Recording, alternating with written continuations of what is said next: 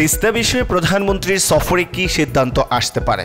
তিস্তা পানি বন্টন নয়, ব্যবস্থাপনার মাধ্যমে সংকটের সমাধান করতে চায় দুই দেশ। প্রধানমন্ত্রীর দ্বিপাক্ষিক সফরে আসতে পারে এই নিয়ে সিদ্ধান্ত জানিয়েছেন পররাষ্ট্র সচিব মাসুদ বিন মোমেন। তিনি জানান, নতুন পুরনো মিলিয়ে 9 থেকে 10টি চুক্তি ও সমঝোতা স্মারক সই হবার কথা রয়েছে প্রধানমন্ত্রীর এই সফরে। হিজবুল্লাহ হামলা চালালে বিপদে পড়বে খোদ ইসরায়েলি।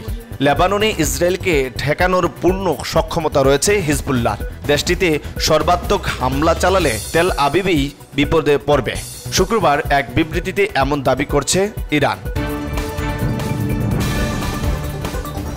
দেশে দেশে যুদ্ধ লেগেছে, ভয়াবহ সব অস্ত্র বানাচ্ছে প্রতিষ্ঠানগুলো। রাশিয়া ইউক্রেন যুদ্ধের কারণে আতঙ্ক ইউরোপ জুড়েই।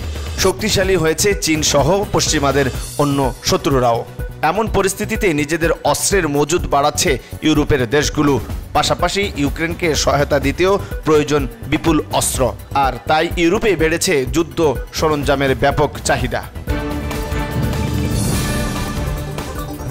যুক্তরাষ্ট্রে আবারও মেস শুটিং, নিহত অন্তত 3, আহত 10। আবারও মেস শুটিংয়ের ঘটনা হলো যুক্তরাষ্ট্রে।